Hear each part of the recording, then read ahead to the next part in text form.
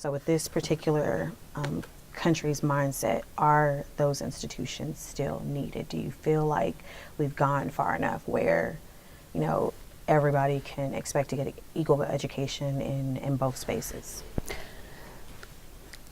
That was a lot, I know. It was deep, it was heavy. You know, you put some rocks in my backpack. Again, we were conversing before we started here, and I remember a story. I'm not even sure if the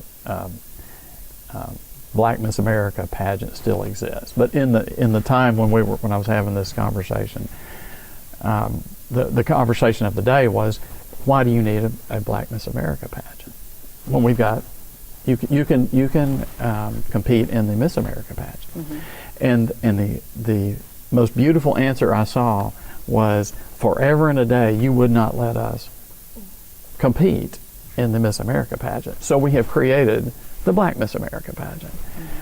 And just because you now say, oh, you can come over and play here, doesn't mean we have to give up our institutions that we created because forever and a day you wouldn't let us play. And I think some of that goes into, Dr. Baker has a better answer for this, but I think that some of that comes into play here. It's you can say now that, well, you know, that was the 60s, and you can come to school at our white institutions, so we don't need HBCUs. And I think it's like, again, the reason these things exist is because of blacks were blocked from, they were excluded from playing in those arenas. And just because maybe on paper it says now you can come to our schools, I don't think that's a reason to kick these institutions to the curb and say, oh, you're no longer needed anymore. And I think it goes much deeper, and Dr. Baker can. Dr. Baker, what do you have to say about this? Well, I was, relating to him earlier about the differences between the types of institutions. And there are students that I have sort of counseled into saying, hey, you probably need, that are in a PWI, to say, hey, you might fare better if you go to a HBCU. But for myself, my own personal experience, and for others, HBCUs are still necessary. And overwhelmingly, without even those who, whether you land on political debates around racial progression and, you know, post-racial society and all those sort of things, the fact that you're saying post-racial automatically denotes that racism is present, was present, however you want to negotiate that, so you can't sort of deny that presence. But overwhelmingly, to me, the necessity of HBCUs are about a black student or a student of color's ability to interrupt the racist dialogue that's constantly happening for them, and to put on pause the burden of race by being at a black institution. And so it doesn't eliminate racism in your life, but it does reduce the burden of dealing with it on the day-to-day. Because in that age range of 18 to 21, you're developing, you're trying to figure out who you are, you know, all of those things. And to add the racist dynamic to that makes it even more difficult to do. So for myself, you know, I went to a predominantly white schools growing up.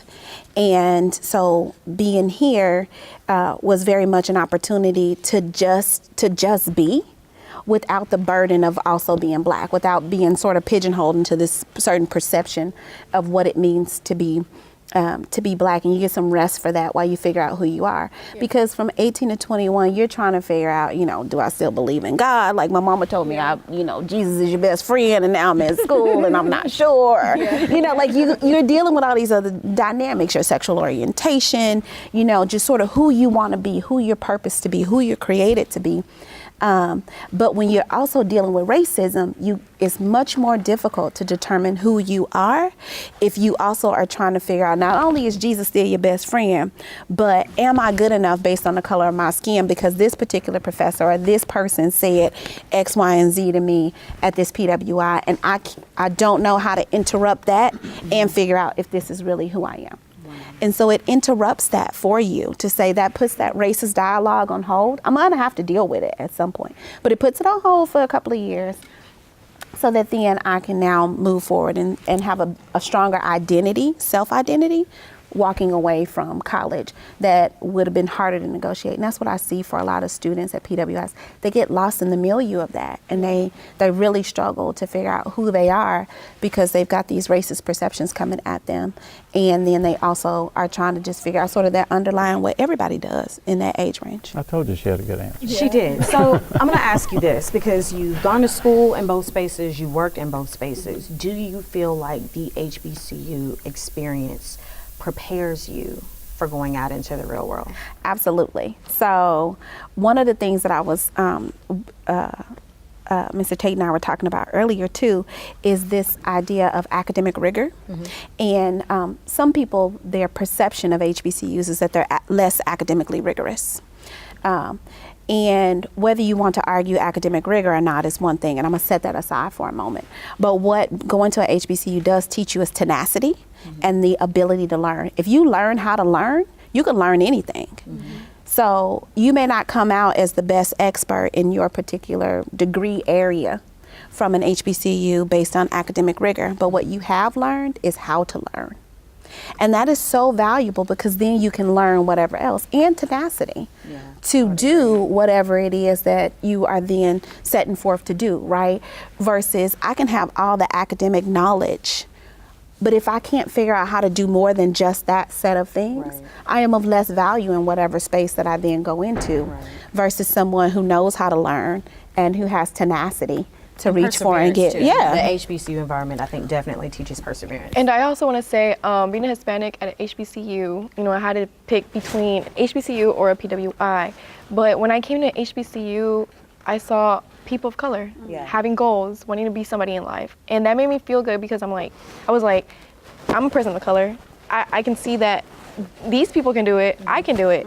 And I felt that if I were to go to a PWI, I would have felt more like in competition with them. Whereas at HBCU, we feel like we're all doing this together and we all want to succeed. So, yeah. And you see more people that look like you here. Which is often really important because as a faculty member at a PWI, what you often get is students who gravitate towards you because they're like, I literally had a woman stop me in the stairwell one day and she was like, "You work here?" And I was like, "Yes." And she said, "Like you teach here, like you're a faculty member?" And I had my name tag on and everything. I was like, yes.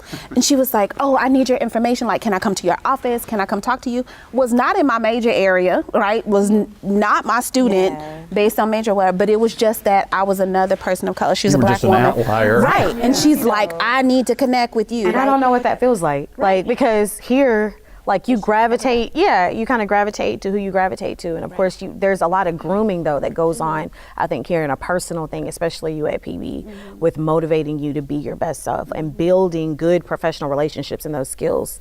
So awesome. When we were talking, you mentioned your husband. Yeah. And then your cohorts here and his observation of you guys and his experience. I think that's compelling. If you want to out him.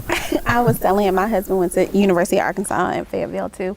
But one of the things that he was surprised by and impressed by was when he met my friends who I graduated college with or whatever. He was like, "Man, y'all doing like big things in whatever areas you're in."